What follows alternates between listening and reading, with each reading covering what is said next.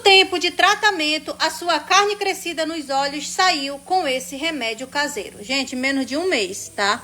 Só tem um pouquinho desse lado e desse outro lado tá totalmente limpo, galera, ó. Ó.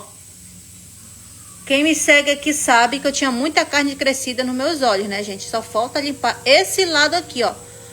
Com a receitinha caseira que eu ensinei pra vocês. Do remédio, né? Pra carne crescida nos olhos, galera. Dói um pouquinho, arde um pouquinho, gente. Mas é muito bom esse remédio caseiro. É melhor que qualquer cirurgia, galera, que vocês forem marcar, né? Pra carne crescida nos olhos. Esse remédio caseiro, gente, ele é muito bom, tá, galera? Quem quiser a receitinha dele, ó, deixa aqui nos comentários que eu vou responder, tá? A receitinha do remédio caseiro, tá? Pra carne crescida nos olhos. Gente, muito bom mesmo, galera. Super indico. Ó. Ó, limpo.